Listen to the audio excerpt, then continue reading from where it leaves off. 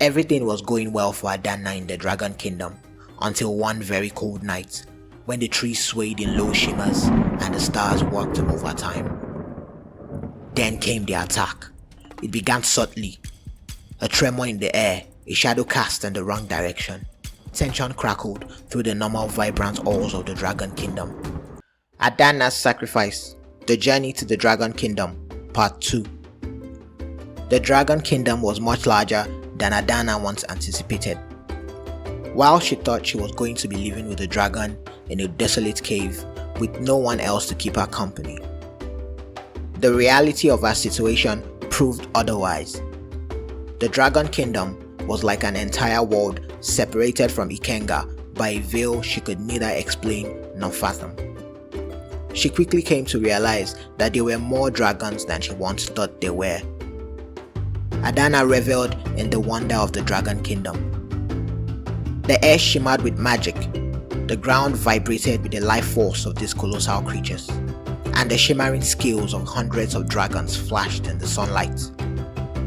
Every day was a learning experience, a revelation of the immense power and ancient wisdom that resided within these magnificent beings.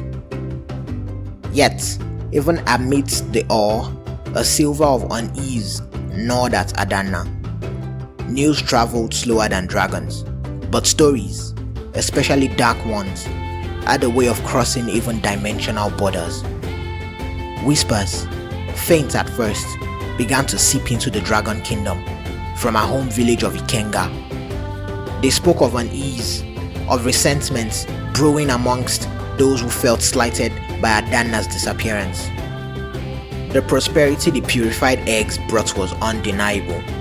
Houses were being repaired, new crops were thriving, and the constant threats of starvation had receded. However, this prosperity had come at a cost. Adanna, their once beloved village girl, was gone. Malachi, a sorcerer with a gaze as dark as the moonless night, and a hunger for power that surpassed any dragon, saw his opportunity. He had long observed the village of Ikenga, its resilience in the face of hardship, its unwavering faith in their young heroine. He saw the seeds of doubts planted by Adanna's absence and carefully nurtured them. He fueled the embers of resentment amongst those who felt the pact with the dragons was an insult and who questioned the sacrifice of their young girl. "They have taken her," Malachi whispered through the shadows, his voice slithering its way into the hearts of the most vulnerable. "They stole your daughter, your sister, your friend, and used her for their own gain." His words fell on fertile ground. Many had harbored doubts ever since the first dragon landed. Adanna, their hope, their champion, was gone, replaced by a pact they didn't understand. Whispers of betrayal painted her as a willing pawn in the dragon's game, sacrificing her own people for power and safety. Doubts turned to accusations, and fear turned friends into foes. Adanna's family, confused and heartbroken, faced whispers, accusations, and veiled threats. The once harmonious village fractured. The elders, once strong in their support of Adanna, were torn between their faith in her and their fear of the unknown. Hundreds of miles away, in the Dragon Kingdom, Adanna sensed the growing discord through a shared mental link with the elder dragon, now a wise and caring mentor, as well as her mother. The link, forged during their first days together, felt faint, like a flickering candle in a strong breeze. Anxiety gnawed at Adanna, but the dragon suited her. "Distrust travels swiftly on the wind, little one," she rumbled, her voice echoing through Adanna's mind. "Let them not cloud your judgment. They are but shadows cast by fear." Yet, even the dragon's wisdom couldn't erase the ache in Adanna's heart. Every night, as she gazed at the unfamiliar constellations in the Dragon Kingdom sky. She yearned for a glimpse of Ikenga, for a whisper of news from her home. Unlike anything the dragons had ever seen before, Adanna developed more than a mental bond with the dragon. Her days spent in the Dragon Kingdom awakened the hidden power within her. The dragon soon realized that Adanna, with her defiant spirit and youthful exuberance, was from a long line of ancient warriors who could wield dragon essence. The dragon decided to train Adanna as a way to make her ready for whatever comes next, and help her develop her abilities as a wielder of pure light energy, an even rarer version of her people. While most of Adanna's ancestors needed to draw energy from an amulet or a dragon companion, Adanna could draw on the energy from anything around her, as long as it was pure and true. The presence of the dragon, however, helped enhance her powers, which is why they manifested in the first place. The training intensified. With each passing day, Adanna felt the power surging within her. The dragon, true to her word, was not just a mentor but a friend. They sparred in vast training grounds, the dragon unleashing controlled blasts of fire that Adanna had to learn to deflect, dodge, or absorb. She delved into the ancient libraries of the Dragon Kingdom, dusty tomes filled with forgotten spells and intricate diagrams of energy manipulation. Under the dragon's watchful eye, Adanna learned not just to control her own magic, but to understand the very essence of its flow and how to weave energies together to create shields, projectiles, and healing salves. Two young small dragons with rare genetic mutations that made their scales blue loved playing with Adanna. While the dragons were still infants and could not really speak as the elder dragon did, they understood whatever Adanna said. They soon formed a bond with Adanna and they became friends with her. The two dragons were hatched from one egg, a feat that essentially made them twins. Everything was going well for Adanna in the Dragon Kingdom until one very cold night, when the trees swayed in low shimmers and the stars worked over time. Then came the attack. It began subtly. A tremor in the air, a shadow cast in the wrong direction. Tension crackled through the normal vibrant halls of the Dragon Kingdom. The dragon, her immense body coiled around Adanna in a protective embrace, let out a low growl that reverberated through the bones of every being present. Shadows began to wreath in the air, forming into monstrous creatures, fueled by dark, unfamiliar energy. Adanna fought back, the torrent of purified energy erupting from her fingertips, pushing back the shadows. They are here. The dragon rumbled, her voice heavy with sorrow. Malachi has moved faster than we anticipated. Moments later, shadows coalesced into monstrous beings, grotesque parodies of dragons with eyes that glowed with a sickly green light. The air crackled with a dark energy that made Adanna's skin crawl. The battle was fierce, a whirlwind of fire, raw energy, and the tortured screams of the shadow creatures. The Dragon Kingdom, a haven until now, became a battleground. Dragons soared through the skies, their fire meeting the dark tendrils of Malachi's magic.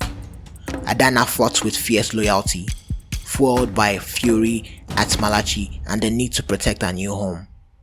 The dragon, despite its immense power, was wounded.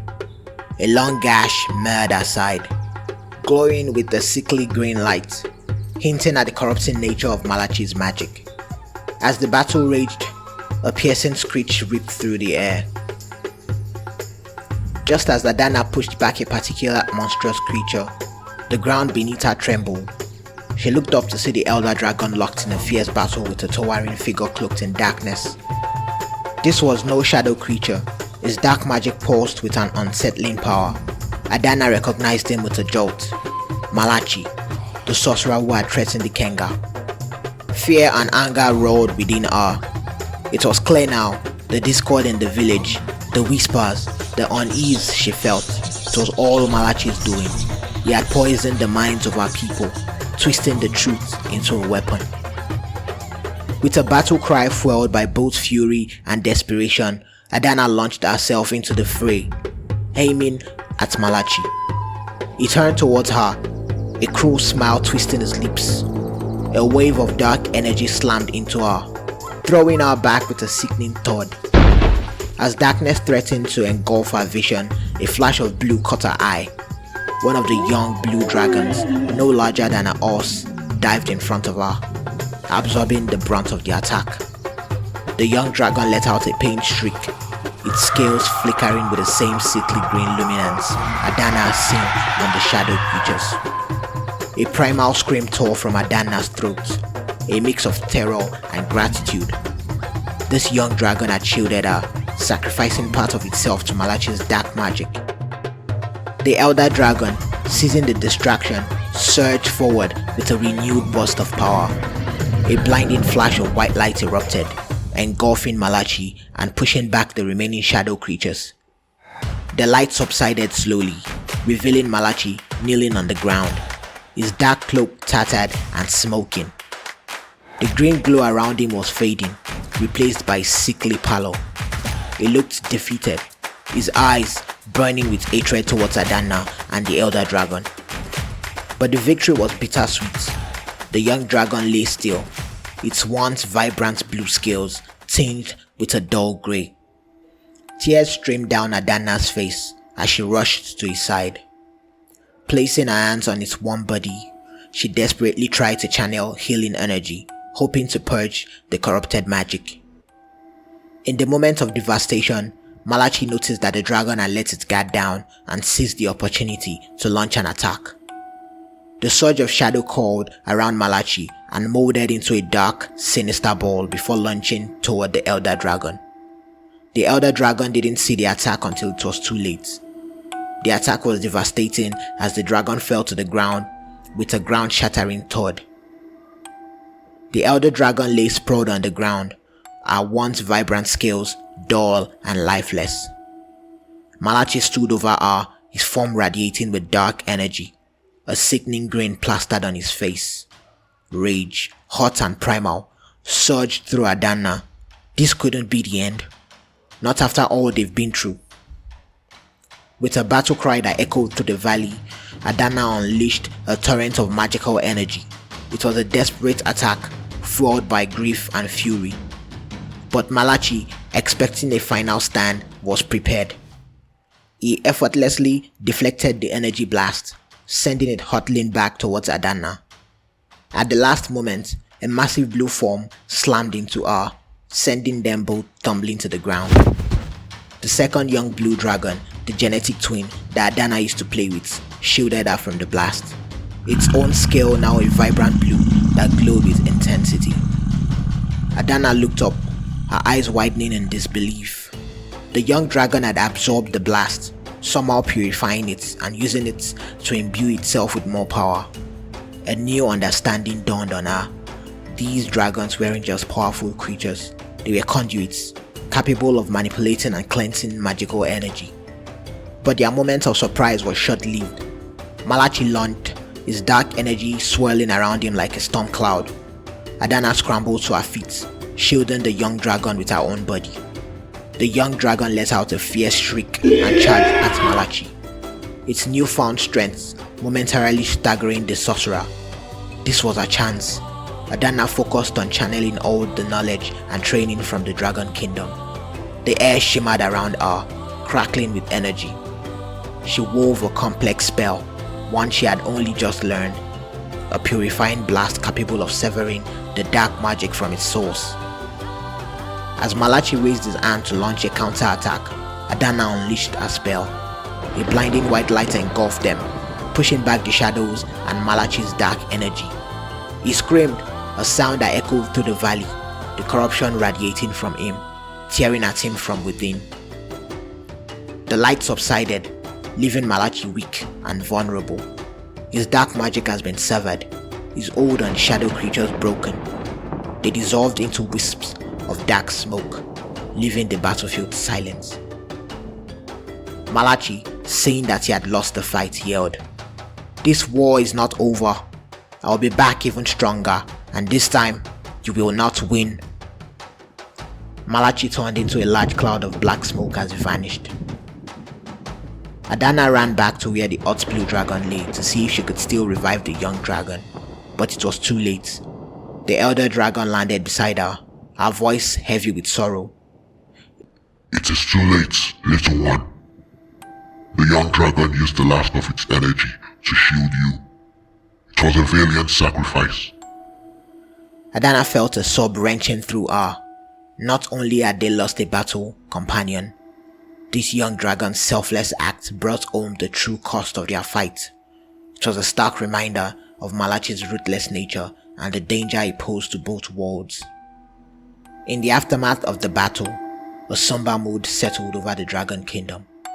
The young dragon, whom Adanna learned was called Azure, was laid to rest in a hidden clearing. Its burial attended by all the dragons who had participated in the fight. The elder dragon, visibly weakened, addressed the gathering. The name of the second twin dragon was Aurora, and her newly acquired blue scales continued to glow even when she was not in battle mode. The twin dragons were now forever separated by death, and the grief of Aurora losing her brother weighed heavily on her heart. While Aurora was able to grow more powerful by absorbing Adanna's blast, she could not get over the fact that she lost her brother Azure to Malachi's dark energy blast. This is a stark reminder of the darkness we face, the elder dragon rumbled, her voice echoing through the clearing. We have won a battle, but the war is far from over. Malachi will return, and next time he will be stronger. Our words were met with a chorus of growls and roars of agreement.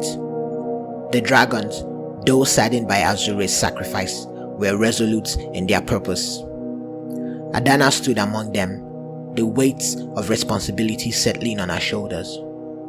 She had much to learn, not just about dragon magic, but the intricate political landscape of the Dragon Kingdom itself. The next few days were a blur of strategy meetings and hushed discussions. The elder dragon, recognizing the gravity of the situation, initiated Adanna into the highest council of the Dragon Kingdom. It was a decision not without controversy, some elders questioning a human's place in their inner circle. However, the elder dragon's unwavering trust and Adanna's demonstrated strength swayed most. Adanna learned of the Veil, a hidden gateway connecting the Dragon Kingdom to the human realm. It was a place of immense power, but also of instability, constantly shifting and guarded by powerful magic. They believed accessing this veil might be the key to permanently severing Malachi's connection to dark magic, but it would be a perilous journey. We need more than just dragon magic, Adanna, the elder dragon explained, her golden eyes shimmering with ancient knowledge. We need to understand the source of Malachi's power to unravel the dark magic he wields. Adanna understood. They needed to learn more about the human magic tradition, about the ancient rituals and forbidden lore that Malachi might be exploiting. It was a risk delving into the very darkness they were fighting, but one they couldn't avoid. Then came the news that changed everything. A small group of dragons sent on a scouting mission near Ikenga returned with a startling revelation. The village, once unified, was now fractured, torn apart by suspicion and fear. Malachi, it seemed, hadn't stopped at sowing discord. He had infiltrated the village, manipulating a small faction with promises of power and protection against the dragon. Adanna felt a fresh wave of despair. Her home, the very reason she was here, was teetering on the brink of chaos. She knew she had to return, not just to fight Malachi's influence, but to mend the fractured trust between the villagers and the dragons. The elder dragon, despite her weakened state, insisted on accompanying Adanna. Your village needs your leadership, Adanna, she rasped, her voice filled with a quiet strength. But you will not be alone. We stand with you, united against the encroaching darkness. And so, with a heavy heart, but a renewed determination. Adana prepared for her return to Ikenga. This time, she wouldn't go as a lone emissary, but as a bridge between two worlds. Armed not only with dragon magic, but with a newfound understanding of the human arts. Malachi will return. The end. We hope you enjoyed the story you just watched. Please like our videos and subscribe to our channel so we can bring you more African fictional tales like this one. Thank you.